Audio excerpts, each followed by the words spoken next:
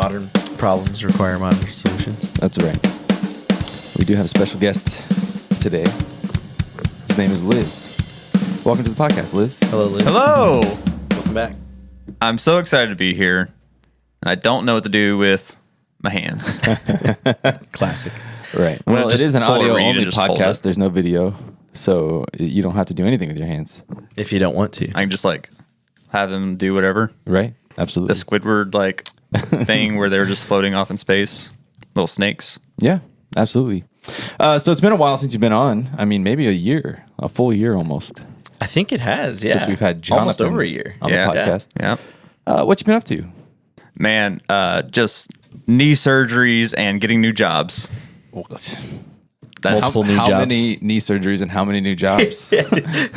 one knee surgery. Okay. Right knee surgery. And then I guess only one new job since you've last seen me. So a little bit of exaggeration here, a little bit of embellishment. Yeah, but the other job, my other job that Right. has taken other steps forward is about to become my full-time job. So about to quit one job and just a lot of movements. Mover and shaker in the the world of jobs. And doing that on Job one leg land. has been a lot of fun. I feel like a lot of people are in a new job situation in the world. Oh, 100%. You know? It's just the state of the economy. Everybody's just kind of moving around, trying to figure out what works, you know? How long are you in a job before it's not a new job anymore? That's a good question. Yeah. What's a new job to you? 6 months? 6 months feels about right. Okay. Like less than half a year, but I mean, but I would still call it a new job, you know? 6 months in. Yeah, I would still call it a new job. Yeah. You know? Yeah, I don't know. I feel like I don't know what I'm doing still. I've been Still around for haven't like figured 3 years. Like 4 or 5 years deep, nobody knows. 20 years in, don't know what I'm doing. Yeah. I just clock in, sit at a computer. I still Clock say out. that's the biggest thing I figured out once I grew up was that nobody really knows what they're talking about or knows Never. what they're doing. No, absolutely not. They're just kind of pretending. There's people who like pretend really well, but other than that, that's nobody. And there's really people that knows. pretend really poorly. That's true. That's definitely true. like we're doing state testing right now at the high school, and One of your jobs? one of my jobs. One of them, yeah. And I was scheduled to be like a Proctor B for 2 different classrooms. And then today, before I'm supposed to relieve one of my classes, I get a text from one of the assistant principals like, "Hey, how come you're not in this meeting?" I'm like, y'all have triple booked me today, so Jeez. somebody's got to figure this out. And so I think there's a lot of pretending going on. Public education. Oof, it's great. Public education. So tell us about this newest job of yours. Yeah, this is the job I'm interested in. This is the one I'm most interested in. Yeah, it's are also now a knee surgeon, correct? Is your newest job? yes. I went to medical school in the year that you've seen me. In the last year. You were inspired by your knee surgery and became a knee surgeon. Is the story I'm going He with. powered through it in Argentina, went to school, and he's now a surgeon. Yeah. That was the original plan when I was like 17 to be a knee surgeon? to go into like ortho. Oh, Yeah. okay. No, ironically, this new job is the job I make the least amount of money in. Of course. But As a new it's- guy, fresh recruit. Right. It's also maybe my most fun one, though, so I guess it's kind of worth it. The trade-off. Right. Like being a Twitch streamer. Exactly. I can't Much help but love to all our notice, Twitch streamer friends out there. can't help but notice you have a Sugarland Space Cowboys hat on. That's right. And I actually am wearing a pullover from the AAA team here in Sugarland. Is that an official Space Cowboys like staff pullover? No, Dang. it's an official branded one from the store. One I purchased In myself. addition to also not being paid very much for this newest job, he also has to provide his own uniform. He has to buy his own merch, his own uniform. My own merch. Yeah, everything is on my dollar, but a decent discount. So, Hey, there you go. I mean, I got it a lot cheaper than most people do. So, that's pretty sweet. So what is this job? yeah, so I'm one of the official scorers for the home baseball games in Sugarland. So, So you scored the runs. I scored the runs, I scored the hits. Wait. I think Ephraim's saying wait, you're wait, on the wait. field. You're running on the across field. home plate. No, I do all my work with a pencil and a Okay. piece of paper. So is it? So you said you're the official scorer. So why do they need an official like scorer Sure. of the game? Basically, every game has to have like one dude who is responsible for saying, "Hey, that's a hit. This is what because happened. The Yeah. ball got through without touching glove. It's not an average play you expect to be made. And you have to also decide, hey, that's an error because that bounced out of the first baseman's glove, or Right. that ball hit the center fielder in the head, or like something along those lines. Oof. Yeah. So you're the guy that makes the bad call. That's like, that is not a hit, or that is definitely an error. It's my job to make sure that gets correct. I have a bone to pick with official scorekeepers. I can't wait. Specifically this one. My high school baseball coach was our official scorekeeper. Right. of Most course. are. Right. Because most That's high where I schools- got my experience. Right. Most high schools are not paying for an official scorekeeper. I played in left field one time, and we were playing at this very bad high school field. It was in Onalaska. It was basically like they took a cow pasture and put a fence around it and said, hey, this is our baseball field. Literally like a chain link fence around. Like, it was kind of crazy. Oh my gosh. So I'm in left field, and the hitter, Bessie's playing right. Who? Bessie. Bessie, yeah, the cow. That's who will be playing on Thursday. Yeah, right. Yeah. We'll get to there. I want to talk about that. So the batter hits a line drive to left field, and I'm not going to get to it. I'm going to play it off a hop. It bounces in front of me, and I swear it hits a rock and juts off at 90 degrees. Like it hits the ground and then shoots off away from me 90 degrees. And I like chase it down, and the runner gets an extra base off of it. You know, the inning ends eventually. I come in and I'm like, that was insane. And the coach was like, I have no choice. I have to give you an error. I'm like, why? What? Why? How is that an error? Like, I didn't touch the ball. I wasn't anywhere near the ball. Like, that's like fielder's interference or something. Like field interference. Yeah. I don't know. Yeah, if you don't touch it and like the runner advances a second with no interference from you, Right. then that just goes in as a double. Like, that's just a double. Yeah, I mean, I was also like a junior in high school. I wasn't going to argue with my coach. So Sure. So what But would I happen? also was not happy. What would happen if the fielder just like lazily played the ball? Okay, so That would be an error, right? right, but it'd still be a hit. It would need to be like an egregiously lazy play. Like Yeah. if you're an infielder, like a shortstop, and they hit the ball to you, and you just kind of take your time getting to the ball, and you throw it, and you're late. It would not be scored as a single. It'd be scored as an error, right? Right, but if I'm in left field and I play a ball off the hop, but then I'm very lazy with the hop and the transfer's slow, and then Yeah. I just like very You just loop it like high in the air. yeah. If I third grade throw it from like deep left field to second base and he gets a second safe, like that's still a single, and then that would then next be advanced on error. The error. Or Advanced on Fields indifference. Fielders and difference. Yeah. The Fields indifference. So that's like when you're not guarding first base, runner on first, and the runner just advances. Like, that's not a stolen base. That's defensive indifference. Right. And then remember back to the last year, the final game of the season with Kyle Tucker, the 30-30 chase, and then he hit the ball in like right field, and the ball took forever to get home, but because Tucker had that like hesitation around third, and then Yeah. the hesitation by the fielder, he scores, but it's not a home run. That Right. becomes He was trying to make it an inside the Parker for number 30. right. And the official scorekeeper, again, screwing things up, called it a triple with defensive indifference. It got changed twice. Yeah. Back and yeah. forth. Yeah. Like it went from triple to home run back to triple. Yeah. So whack. And that was his, that would have made 30 That would home have been runs his 30th home run. and Yeah. 30 steals Yeah. he already had. So that's so messed up. So, so it's- basically, you've got a lot riding on your shoulders. Yeah. And so like every ball in play, it's like, okay, balls in play, out. Balls in play, single, double. Balls in. Okay, left fielder threw it to shortstop, who threw it to catcher. So like I have to keep track of who's touching the ball when. Right. And then I work with a guy who basically is in charge of like the statistical input. He's what we call a stringer.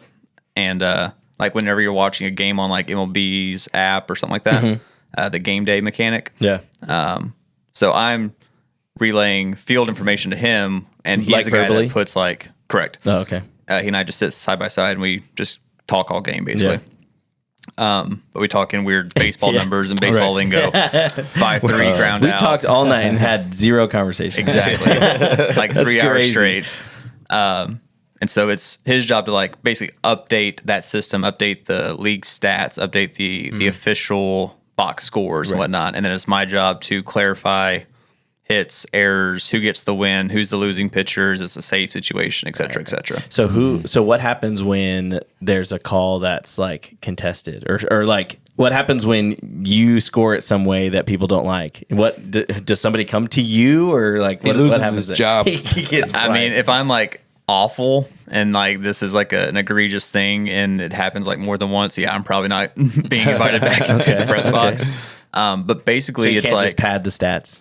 correct. Yeah, it's basically like I guess the best way to put it is you are the final say. Like it is Right. my determination of what it is. And so you can complain and I can review it. But at the end of the day, like if I choose to change something, I have to do like an official like league input form Interesting. and whatnot. Like, hey, this is why I'm changing it. This is the play that's in question. This is the reason why it's in question. Here's the rules citing like why I was wrong in the moment, et cetera, et cetera. And so really the point is to go with your gut, be firm with it, and like it's your say. Like no one really can make you change it. That's pretty crazy. So you're really the dude. You were the guy. How do you even get For a position like AAA, that? Yeah, for AAA. Man, I don't know how many job applications I actually put into the Astros LLC over the years. Yeah. Probably close to like 40. Just throw him a bone, But man. eventually they were like, yeah, you can come keep the books. Yeah. That's like, hey, I kept the book for baseball, football, official book for basketball. Right, I've got a decade's worth of book score systems like live. Yeah. I've kept baseball books from the dugout, from Right. the first baseline. I've kept a book from the third base coach's box before. High school so, and college. yeah, you know. so Super cool. you know, having that background for a long time and then being available for Tuesday, Fridays, because a lot of other official scores are baseball coaches just because it's something that we just do, Right. as you mentioned Right. earlier. But since I'm not coaching anymore, I'm available. Yeah. So therefore, I got a call. Nice, Spot, dude. yeah. Yeah, so That's you're putting awesome. stuff in that Joe Spada's looking at later on to figure out who's going to call up. Yeah. Or maybe not Joe. I wouldn't go quite that far, but I mean, I guess it's all kind of related. So in your time so far, I mean, it's just early in the season. You've only done a couple games at this point. Right. Who's been a standout player, you think, in AAA? That maybe he's being overlooked, or Maybe that's too much information right now. The guy that, I mean, in only 2 games, the guy that I've enjoyed watching the most in the box has been Pedro Leon. Okay. He's That's playing cool. center field, right? Yeah, mostly center field. Right. He didn't start one of the games that I had to do, unfortunately, but the first game he had like 2 doubles, 2 runs scored, a stolen base, made some really good plays out in the outfield. So I think he's been really fun, and everyone loves to talk about Lo Profido. Right.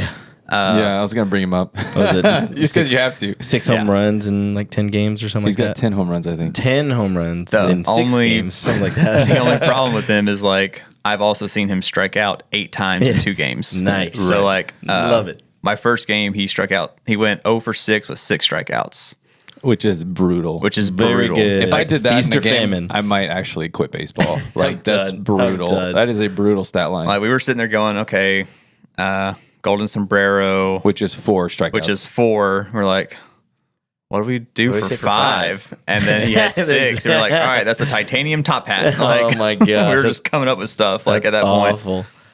It's so bad. so, But I like- mean, he's got a lot of power. He's working on it. We'll Yeah. figure it out. I hope You he get calls that- it out. yeah. You get that bat to ball skill fixed. He can play all over the place, first base, That's cool. outfield. Like he was playing center field that second game I had. Wasn't he didn't he come up with third baseman? Or am I thinking of somebody else? I don't remember him at third base, but it wouldn't surprise me. Like I said, Yeah. he's been playing all over the place. He's all over the place. I mean, and that's good in a 2024 Houston Astros season where, you might need him all over the place, maybe.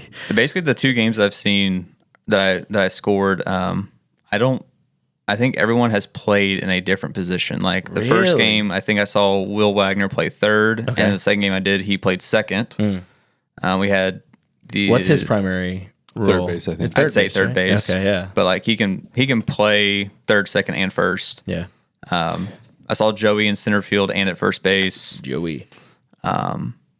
There's 2 different catchers really 3 different catchers that you can use, and then there's like 5 outfielders like that they have that they can just kind of roam whichever 3 they want out there, they can put in any of the 3 spots. Yeah. So You were talking about, was it Melton you were talking about the other day? yeah, but he's still in Double A. Oh, okay. I'm hoping that at some point he gets called up because I want to watch him. He's exciting. Yeah. Yeah, I think from what I know and what I have seen, which is limited, to me, he's the one that might translate the best to when the lights really come on. Yeah.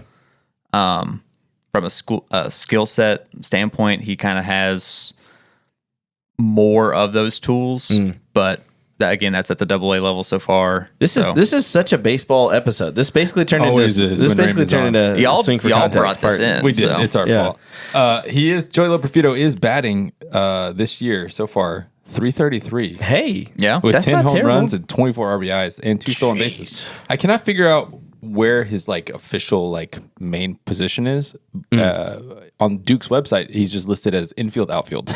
So like he plays baseball. he plays baseball. Yeah. he Yeah, that's is awesome. baseball player. Baseball Right. man. Yeah, he won Player of the Week for. Oh no, he's listed as center field. Sorry. Oh, okay, there you go.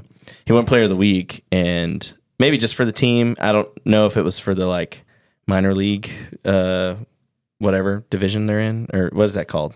Well, they're in the PCL. Okay, Pacific Coast League. yeah, Correct. right. So he may have won for PCL. I don't know, but he was over the like 6 games or whatever that they counted. It was like 450 or something was what his Right. average was. It's like that's insane. When he That's a crazy puts number. the bat on the ball, it's impressive. It's just there's a little, from what I've seen, a little too often where he's swinging out of his shoes still, and he's just not getting bat to ball. What's that guy's name from Major League where he's just like crushing fastballs? And Pedro Serrano. and then they throw him a curveball.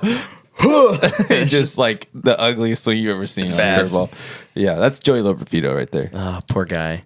But maybe not just curveballs. Maybe not just curveballs. Say, well, I mean, we need some help up in first base, but Listen. I mean, I like, obviously you want guys in the minors to be getting at bats all the time, and for Right. a guy like that to, strike out as much, you want him. He needs some ABs so we can kind of work on some of that discipline and Yeah. that contact stuff. So But it's rough. It's rough up here in the H for first base. I'll say that. Yeah, well, the biggest issue is the pitching, right?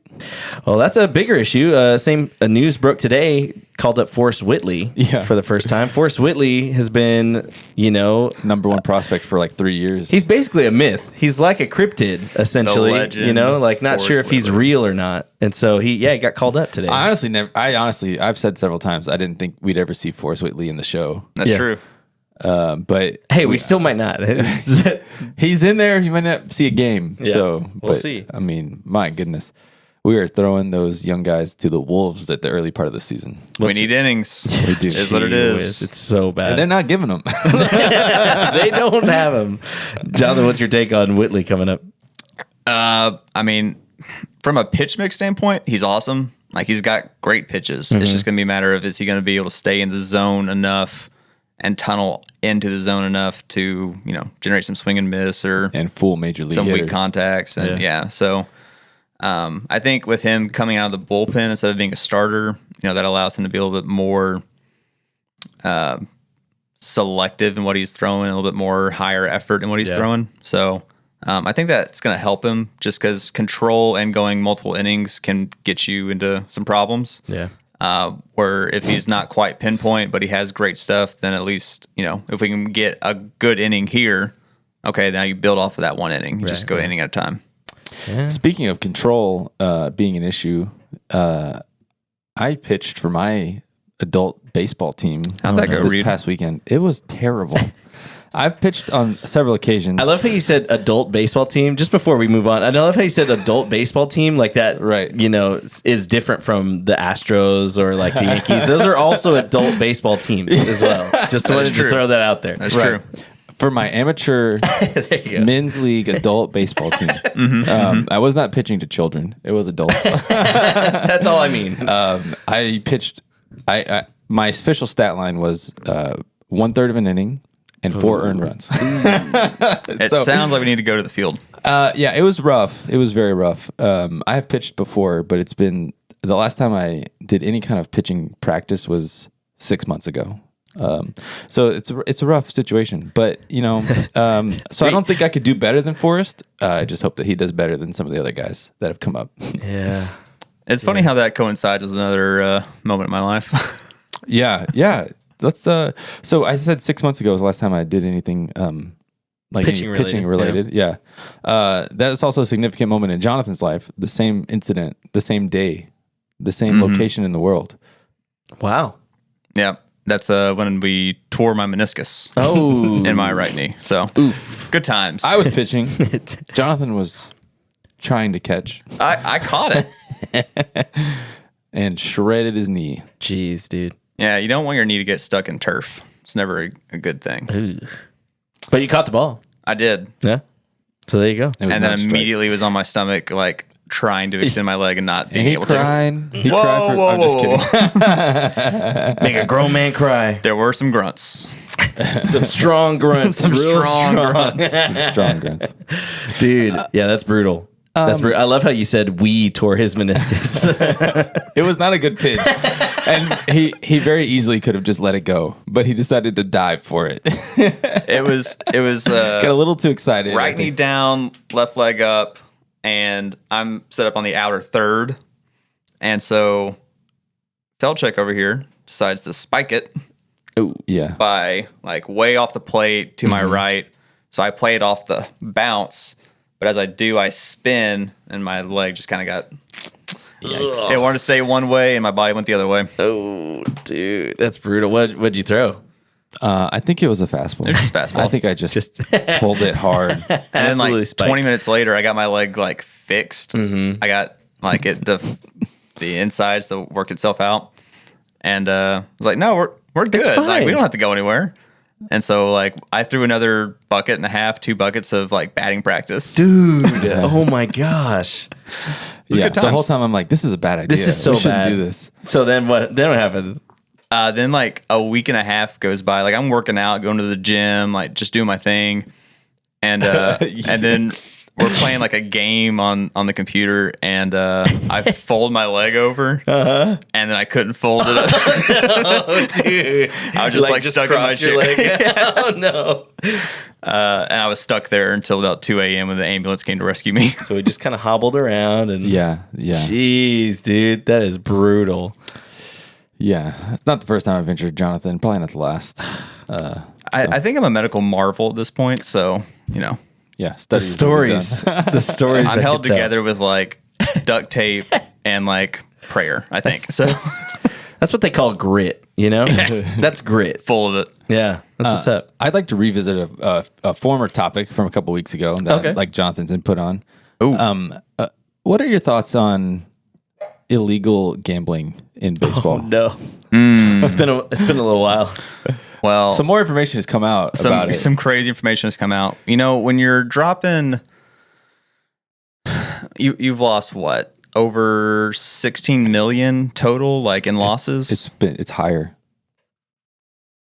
I thought it was 16 million in losses, but like a take away of like 40 I million. think the loss is 40. Yeah. Yeah, the loss is numbers 40? the The numbers loss I is saw 40. was that he had lost 160 million overall time and had won 120 million overall time. Okay. So he was in the whole $40 million to this bookie. That might have been just last year or this year was the number I saw. Maybe. By the way, we're revisiting the topic of Shohei Ohtani's interpreter Ippei and his gambling addiction. He got brought in by the authorities finally. Right. Yeah. And I think he was like having court like today at like 2:00 or something like that. Oh, I'm not sure. He was officially charged. Yeah. Yeah. Finally. and It's it been wasn't- so long. It wasn't just sports betting. Like there's like baseball card or like What? purchases for I don't know if it's just baseball or if it's other sports too, but there were like merchandise stuff that was purchased by him using like Ohtani's money and all kinds of stuff. Like I guess is like long-term investment, buy and hold and then sell one day. So, man, it is insane that you can go that period of time without anybody like seeing. That's cash what, flow. That's what gets me, man. How do you have no idea? Like not a clue Not a clue. That's insane. Because like That's so much money. Ohtani's not like he's not the guy that's going to like manage his money. Right. He's going to have people doing that. He shouldn't. Right. But like, how do you, as like the people that are seeing the ins and outs of his accounts, like not realize that something like this is happening? Because I don't know. like between incentives and contracts and like the stuff he makes in American based companies versus like Japanese based companies, like they've got to have like a strict like record of like what goes in, what goes You would out. hope so, yeah. Yeah. And the fact that, over 3 years, Right. 4 years that, I mean, they've been together. all this money has They've been been- working together for 7 or 8 years, I think. Been together. Yeah. Their relationship. since he came over to the Angels, I guess. Right. But like, 2018. I think the gambling, like over the whole course of it, just there's no way that you would trust an impersonation of Ohtani for like his Which- money. Like there should be information that only Ohtani has for like this account, and so Well, yeah, and his interpreter apparently. and like, apparently his interpreter. I guess I might think my thought is he probably just trusted the guy too much. Yeah. Yeah. Just, he's fine. But yeah, there So was wild. some information that came out in some of the investigation that Ippei had just impersonated Shohei over the phone. Yeah. And people were okay with it. It's wild. But wild. yeah, something that Liz pointed out in our group chat was like, I think it was Liz at least. Liz. It might have been Jonathan Liz, not Liz. Not Liz. But Shohei's got so much money in there that we don't probably know about, like that we just aren't my aware gosh. of. Like, Right. He's got like the most American endorsements of any player. He's also got who knows how many endorsement contracts for like brands overseas. From his home country. Like Right. his actual money that he makes from his contract playing baseball. I mean, what else? I mean, what other forms of income does he have? Who knows? Who knows? He's probably got way more money than we really think. He's got an Etsy shop. So yeah, he's just like making like little clay earrings and selling them during the off season. He sells stickers. And then not to mention like his wife is also a professional athlete, Right, and so right. like what's that account looking like on that end? Right. And who knows? Insane. I know like in the last year with the Angels, he was making around like 33 million cash. Wow. And my then gosh. it was reported like he was probably around double that in American endorsements alone. So like 60-ish million in American company based endorsements. Jeez, dude. Can't even imagine that Yeah, kind of money. it's insane. Just money on money on money. Yeah. So who knows? But Yeah. it is absolutely wild and kind of gross when you think It's about pretty it. messed up. It's Yeah. pretty It's messed pretty up. gross. I'm definitely interested to see what else comes out of the whole deal, just because it's so wild to me how this whole thing even happened. So I'd like to know what your thoughts are on guilt. Who's before to we blame? go, whose fault is this? How much did Ohtani know? And how do you think Ippei should be punished? No, I'm just kidding. Not this. Just like how much do you think that Ohtani was aware of?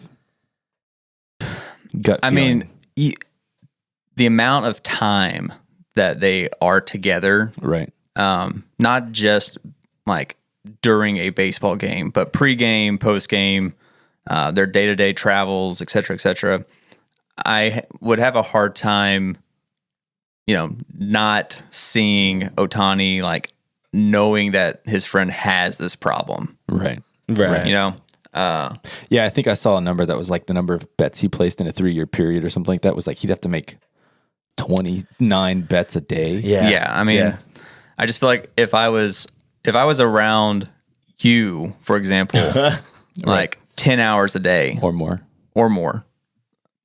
10 to 12 hours a day minimum, let's say, like I would probably have a pretty good idea of what groups you're sending messages to on a regular basis.